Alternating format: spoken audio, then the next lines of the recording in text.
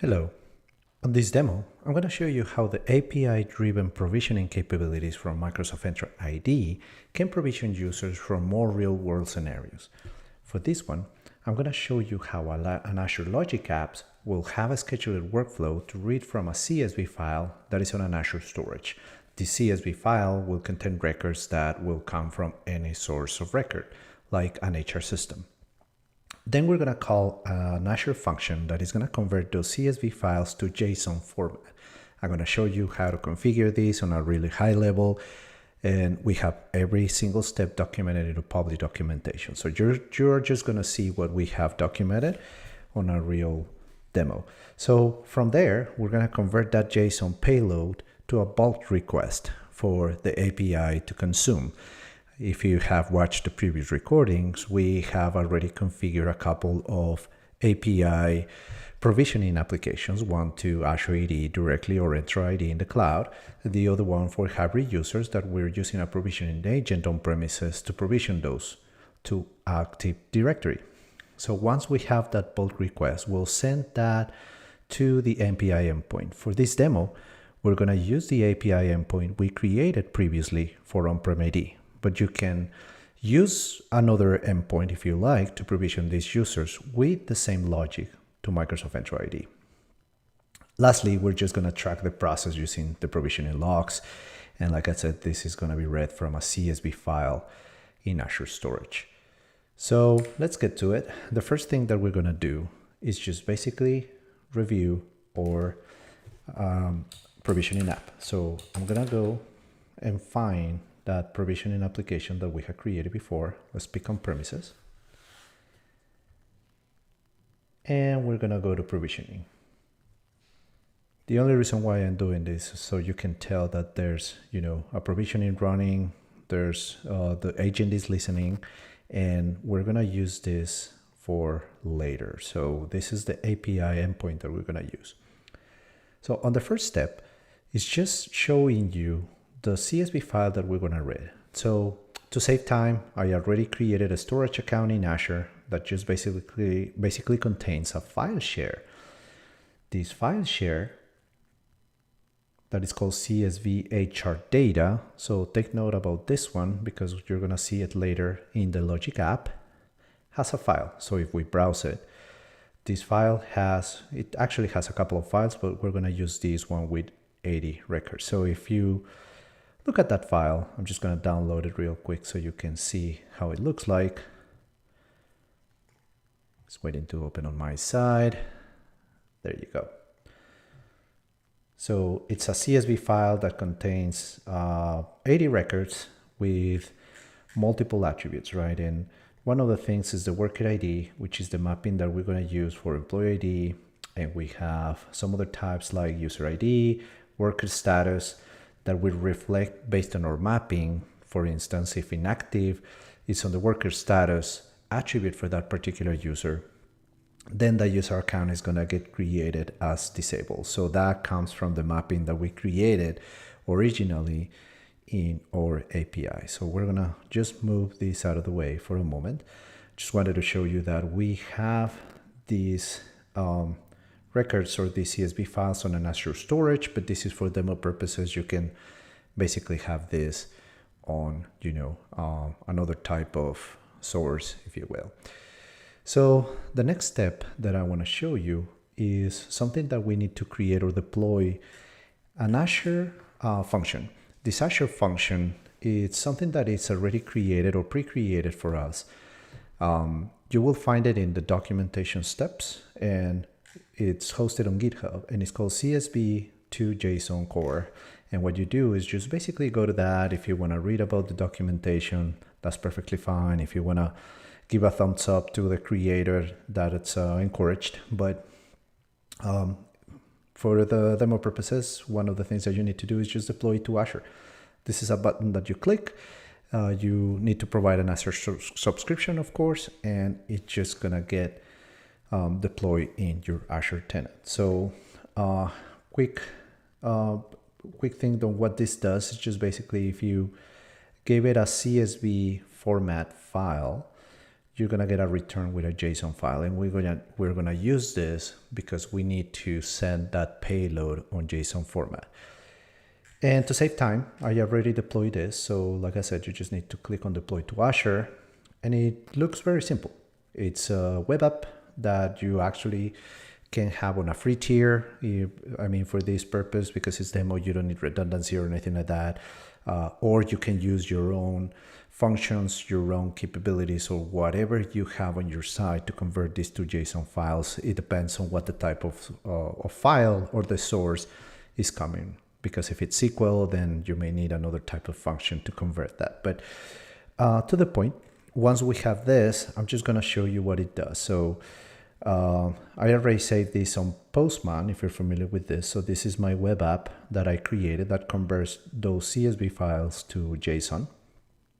And this is just for show you what this function does, right? So it doesn't do the provisioning yet. We're just basically taking this of CSV format, posted on this web app that is an Azure function that just basically gonna return a JSON format with the same attribute that we're sending on a CSV.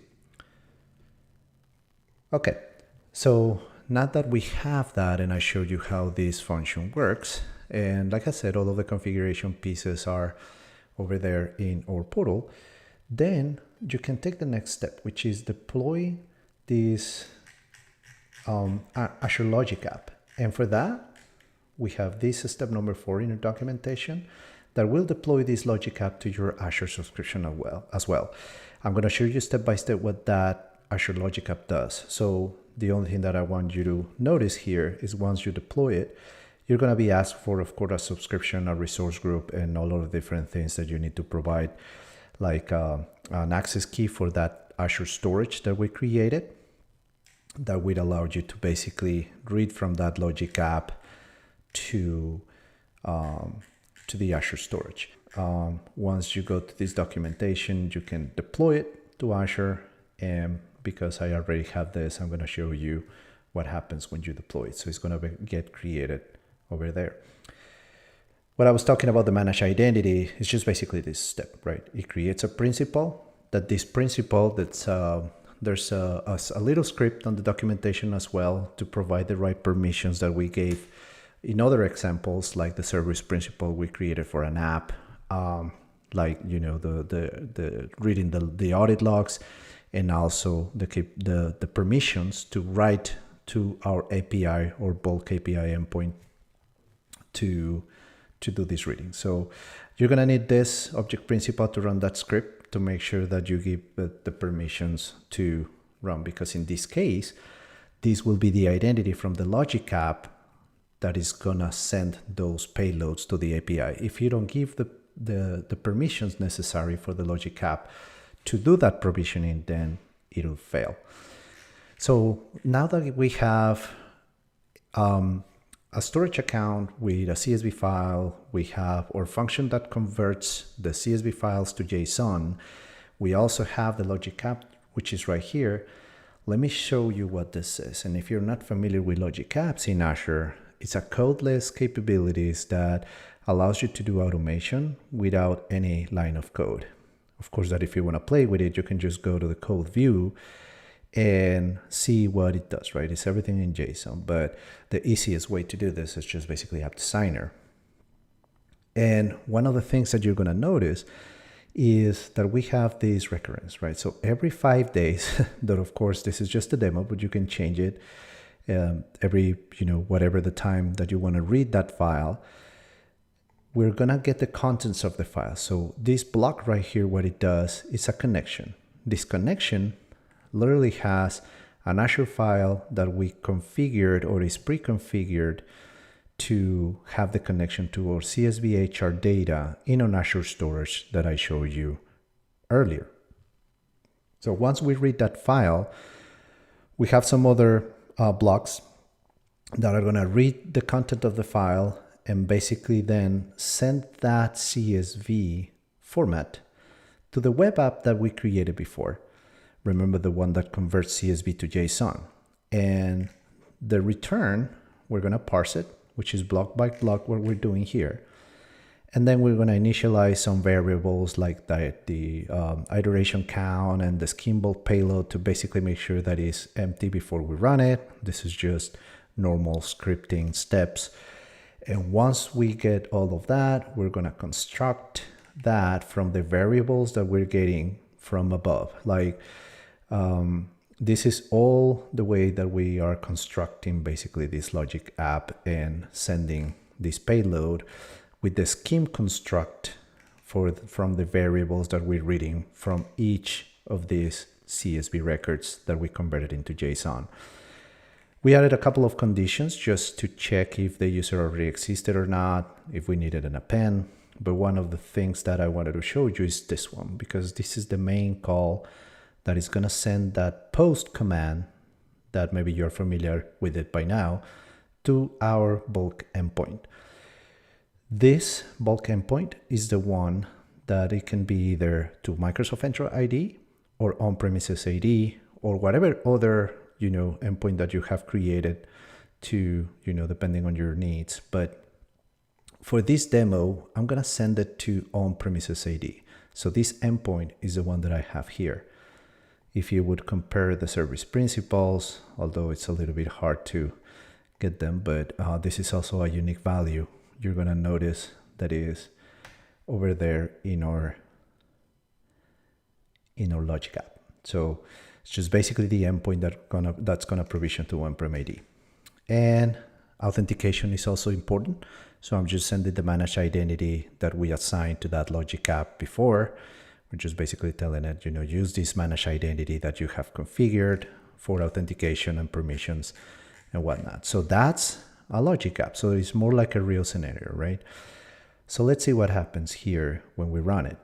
I'm going to show you actually my on-premises ID. And if you remember, if you have watched the previous demos, you notice that we define a OU where this provisioning API is going to create users for on-premises. So right now we created one user from our previous demos.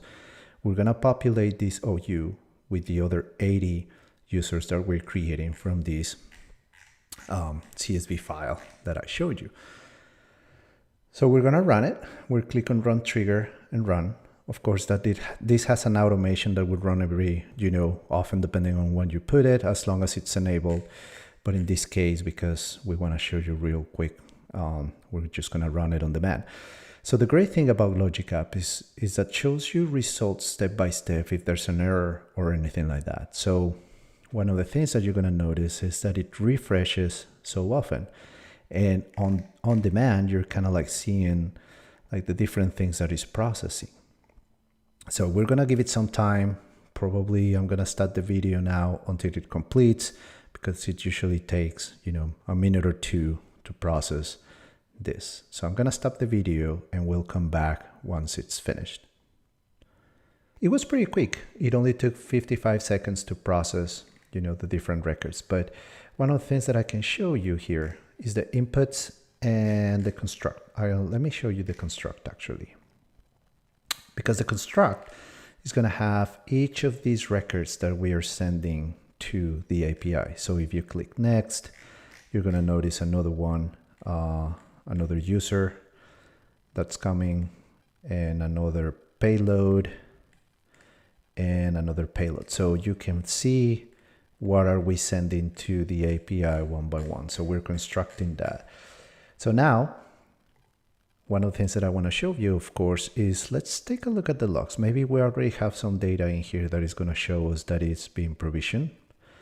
So there are some successes here. There are, of course, some failures. And the greatest thing here is that you can tell why some of these things may fail. So it is important as well to troubleshoot or see the modified properties that we're trying to do.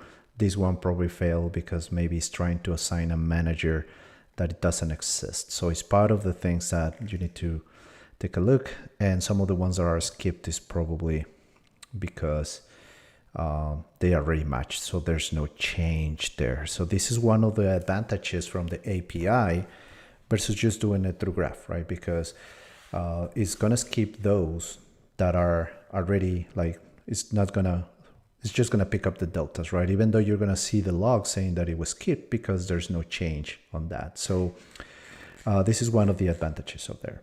So let's take a look at on-premises now. And let's just see if we refresh our OU, and there you go. We have provisioned these users into Active Directory. And as I was telling you before, those that show inactive in our CSV file are basically created as disabled users. So this is also a very nice feature that our API offers. And as you can tell, these are actually disabled users. So, okay, so the next piece that you can do is just basically run or let it run. And you know, Cloud Sync or Azure AD Connect will run every 30 minutes by default. So what you can do is now to make them a hybrid, and this is optional actually. So we can just let it run on the next cycle, and we'll see those users being exported to now Microsoft Entra ID, which will create those users in the cloud. If you want to monitor those changes through Azure AD Connect or Cloud Sync, you can do it here for Azure AD Connect. You can do it in the portal for Cloud Sync, and just see all of these users being synchronized now in Microsoft Entra ID. And you're going to see like there are some updates here, and there will be more picked up once, you know, we completed all of the other stuff. So that's it for the demo. And hopefully you found this helpful. But one of the things that we wanted to show you is just basically that real life scenario, right? An entire process on how you could do to provision CSV files or to provision users from CSV files to on-premises AD. Now we picked on-premises AD for this demo, but of course you could have used the other endpoint or the other provisioning API to provision these users in the cloud, if that's what you need. So that's the flexibility that you get. You can get the best of both worlds. So it really depends on your needs. So I'll see you in the next demo.